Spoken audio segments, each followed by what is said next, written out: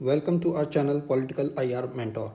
तो रिज़ल्ट आप सभी लोग अपना चेक कर चुके हैं। तो आज की इस वीडियो में हम डिस्कस करेंगे जो नॉर्मलाइजेशन से रिलेटेड कुछ स्टूडेंट्स की क्वेरी हैं, जैसे एक ही शिफ्ट में मार्क्स इंक्रीज़ भी हो रहे हैं, डिक्रीज़ भी हो रहे हैं। वो जनरली स्टूडेंट्स पूछ रहे हैं कि अगर एक शिफ्ट में इंक्रीज़ हो रहे हैं तो दूसरी में डिक्रीज़, इस तरीके से जो क्वेरी है। एंड नॉर्मलाइजेशन के प्रोसेस को समझने की कोशिश करेंगे और जीआरएफ कितने स्टूडेंट्स का हुआ है उससे रिलेटेड 2023 और 2024 के डेटा को भी कंपेयर करेंगे। एंड जो 18 जून का एग्ज़ाम है उसको भी हम इसमें कंसीडर करेंगे।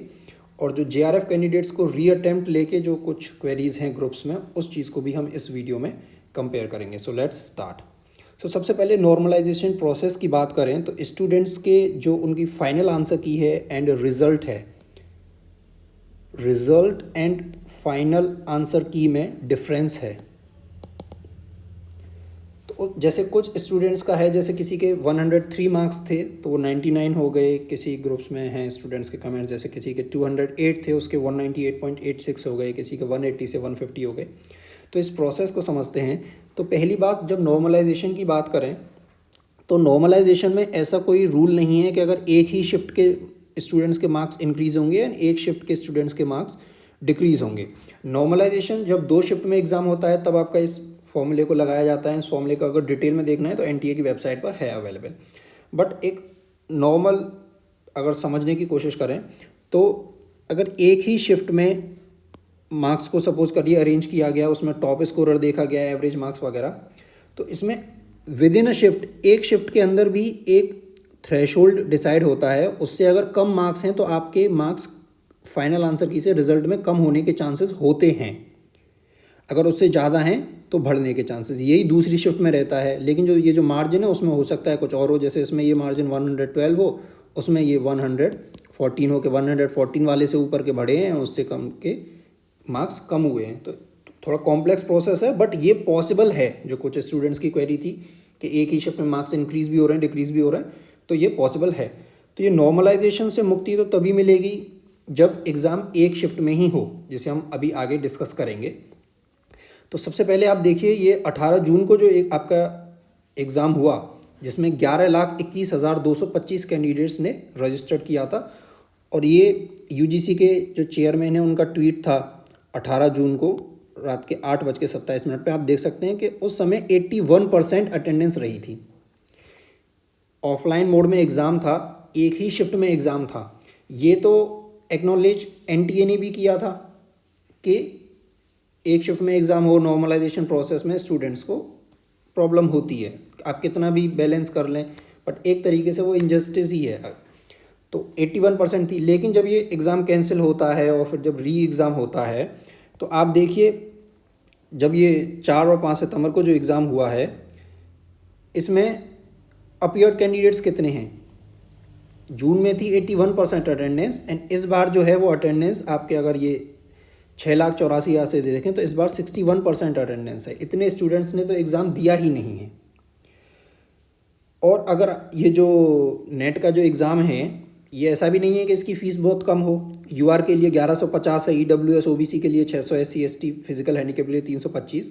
तो उसको अगर आप एक अप्रॉक्स आइडिया लेने की कोशिश करें कि अगर यूआर के 50% मान लीजिए, EWS OBC 27%, SC ST physically handicap 23%, तो एनटीए ने जो स्टूडेंट से कम 90 करोड़ से ज़्यादा की फ़ीस कलेक्ट की होगी इस एग्ज़ाम को कंडक्ट कराने के लिए। ये सिर्फ एक अजम्पशन है। एक्चुअल डाटा तो अगर आरटीआई डाली जाए तभी एनटीए को पता होगा।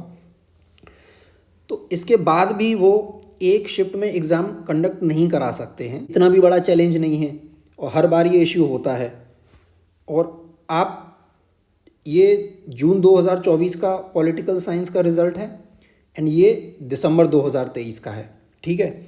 इसमें आप देखिए, इस बार जो टोटल कैंडिडेट्स थे पॉलिटिकल साइंस के, वो थे आपके 57,833। और जीआरएफ जो है वो 515 का हुआ है। अगर इसको परसेंटेज में देखें तो ये 1% नहीं है, 0.89% है। ओके, होना कितने चाहिए का अगर 1% के हिसाब से देखें तो कम से कम 578 स्टूडेंट्स का होना चाहिए था, ठीक है। ये जीआरएफ का आपको दिया हुआ है, इसको आप टोटल करके निकाल सकते हैं कि ये 515 हो रहा है। और 2023 से अगर कंपेयर करें, 2024 में 57,000 कैंडिडेट्स हैं, 57,000। 2023 में 76,000 रजिस्टर्ड थे पॉलिटिकल साइंस में और अपीयर थे सिर्फ आपके 49,849। तो 2024 में कैंडिडेट्स कितने हैं? 57,833 इस तरीके के कैंडिडेट्स हैं अप्रॉक्स। तो कैंडिडेट्स जब टोटल इंक्रीज हुए हैं तो जेआरएफ कैंडिडेट्स भी तो इंक्रीज होने चाहिए थे। बट अगर आप जेआरएफ का ये जो लिस्ट दी हुई है इसको अगर आप ऐड करें तो 2023 में जो कैंडिडेट्स थे जेआरएफ के वो थे टोटल 523। इस बार कितने हैं? 515 कम हुए हैं, जबकि बढ़ने चाहिए थे। तो इस बार जेआरएफ कम दिया है, ये एनटीए ही बता सकता है कि ऐसा वो क्यों कर रहे हैं। और लास्ट ईयर देखें तो लास्ट ईयर रिजल्ट था ही था 523 को, अगर आप इससे देखें तो ये 1% से ऊपर ही था, 1.049% था। तो ये स्टूडेंट्स को डिमांड रखनी चाहिए कि वो एग्ज़ाम को 1 शिफ्ट में करें। एक तरफ आप न्यू एजुकेशन पॉलिसी लेके आते हैं, 3rd लार्जेस्ट इकोनॉमी का सपना दिखाते हैं, ये सब विश्व गुरु ग्लोबल पावर बनने का। तो क्या ये पॉसिबल है एजुकेशन सेक्टर के रिफॉर्म्स को नेगलेक्ट करते हुए? और ये कंसीडर एक्नॉलेज तो एनटीए भी करता है कि 2 शिफ्ट में एग्ज़ाम में ये सब प्रॉब्लम होती है, नीट के केस में ही आपने देखा। तो ऐसा क्या रीज़न है कि आप इतनी हाई फीस के साथ भी आप इस एग्ज़ाम को 1 शिफ्ट में कंडक्ट नहीं करा सकते? पॉलिटिकल साइंस के इस बार कितने कैंडिडेट्स थे? 57,000। सपोज़ रजिस्टर्ड ज़्यादा भी हुए तो क्या आप इतने बड़े देश में क्या हमारे पास इतने रिसोर्सेज भी नहीं हैं कि हम online computer based exam 1 shift में कंडक्ट करा सकें, ताकि स्टूडेंट्स को ये प्रॉब्लम ना हो नॉर्मलाइजेशन का। और इस नॉर्मलाइजेशन से अब इस बार इन्होंने स्कोर तो दिया बट पेपर 1 और पेपर 2 का अलग स्कोर नहीं है, तो उसमें स्टूडेंट्स को कन्फ्यूज़न है। तो डिमांड यही है और इसको आपको रखनी भी चाहिए ये डिमांड, स्पेशली पॉलिटिकल साइंसेस के अगर आप स्टूडेंट्स हैं तो आप अपनी डिमांड्स नहीं रखेंगे तो कौन रखेगा? तो इसका तरीका ये है कि आप जब भी आपने देखा भी कितने ग्रुप्स में ये कैंपेन, ट्विटर कैंपेन चलाया गया था रिज़ल्ट के लिए, तो आप अपनी प्रिपरेशन भी करते रहें और साथ में ये ट्वीट के माध्यम से आप अपनी जो डिमांड है वो उनके आगे रख सकते हैं। और सेकंड एक जो इश्यू है कि कुछ ग्रुप्स में जो जेआरएफ क्वालिफाइड कैंडिडेट्स थे जिनका पहले जेआरएफ हो चुका था, उन्होंने रीअटेम्प्ट दिया, उनको टारगेट करने से कुछ फ़ायदा नहीं है। हाँ, कट ऑफ हाई गई है बट उनकी भी मजबूरी थी कि इस बार जो पीएचडी के लिए उन्हें भाई एडमिशन तो उन्हें भी चाहिए, इस वजह से उन्हें रीअटेम्प्ट देना पड़ा। तो उन्हें टारगेट करने से आपको कुछ फ़ायदा होने वाला नहीं है और ना इसमें उनकी कुछ गलती है। और ट्रांसपेरेंसी के लिए एक डिमांड जैसे की जा सकती है, जैसे नीट की तरह, कि क्यों ना टॉप 100 जो स्कोर हैं हर सब्जेक्ट के उनकी लिस्ट जारी की जाए, किस सेंटर में थे वो।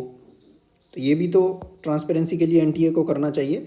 और अगर आगे क्या करना है वो बात करें तो आप मान के चलिए जैसे पहले 70 से 72% आप जेआरएफ का टारगेट करते थे पॉलिटिकल साइंस के लिए, तो इस बार आप 80% को टारगेट में रख कर ही दिसंबर के लिए प्रिपरेशन स्टार्ट करें। और दिसंबर की साइकिल में बहुत अभी तो एनटीए ने अपना नोटिफिकेशन नहीं रिलीज़ किया है, बट फिर भी जब बहुत ज़्यादा टाइम नहीं है, 70 to 90 डेज़ ही आप मान के चलिए, जिसके लिए डिटेल स्ट्रेटजी हम नेक्स्ट वीडियो में डिस्कस करेंगे।